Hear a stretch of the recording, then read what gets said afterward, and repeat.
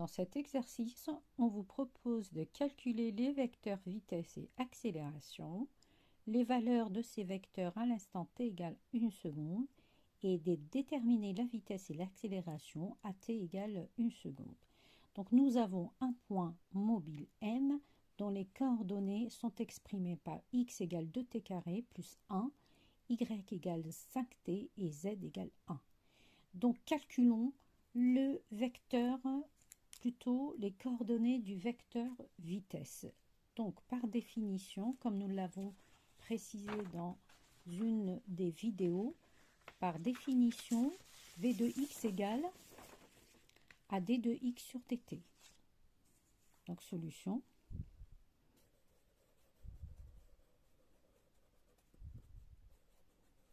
Donc v de x est égal à d de x sur dt. Donc la dérivée de x par rapport au temps. Donc on va le faire.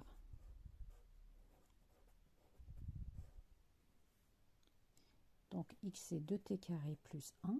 Nous allons dériver 2t carré par rapport au temps.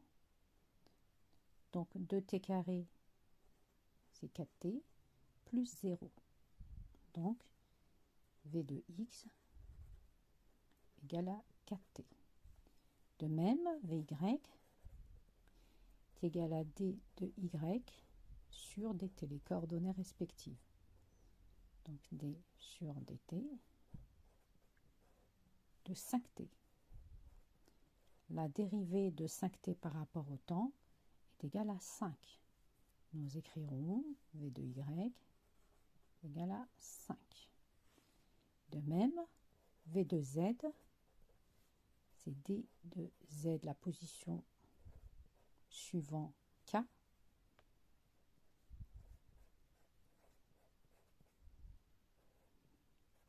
Et la dérivée de 1 par rapport au temps, elle est égale à 0.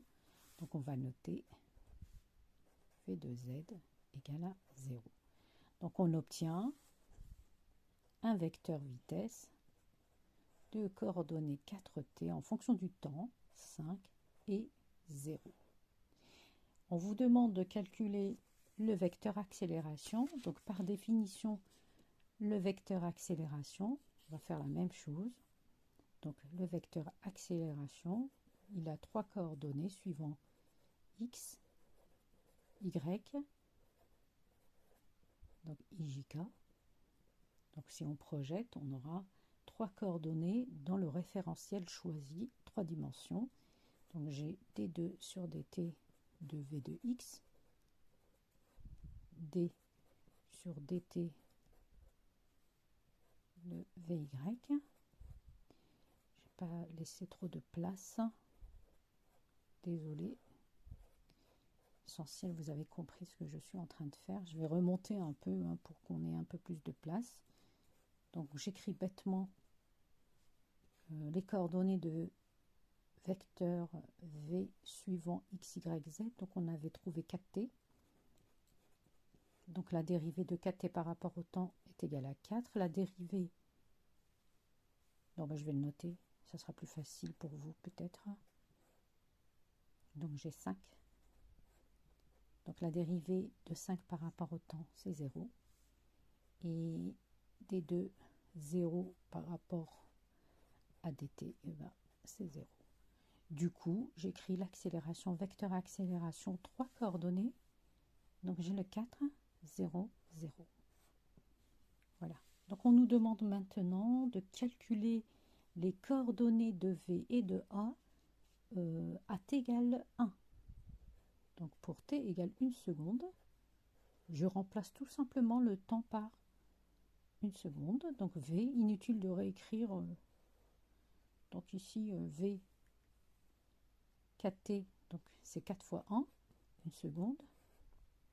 5 reste 5 et 0 reste 0. Donc à t égale 1 seconde, le vecteur vitesse aura comme coordonnées 4, 5, 0. À t égale 1 seconde, le vecteur accélération ne changera pas puisqu'il ne dépend pas du temps. Donc j'aurai 4, 0, 0. Voilà.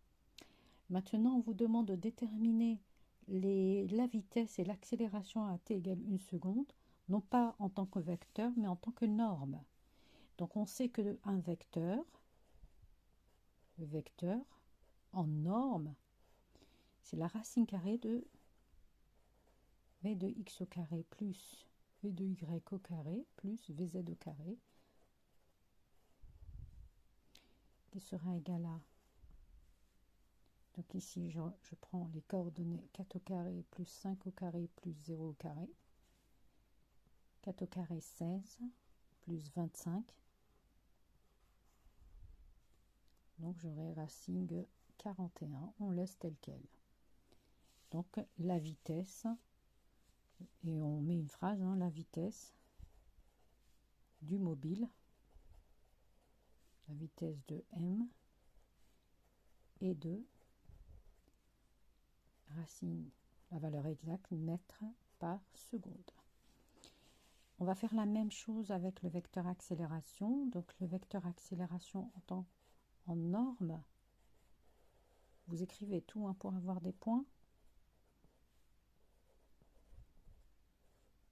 Plus az au carré, c'est la définition d'un vecteur, le module d'un vecteur. Bêtement, on va prendre 4 au carré plus 0 au carré plus 0 au carré, on remplace. Donc 4 au carré est égal à 4. Donc le vecteur accélération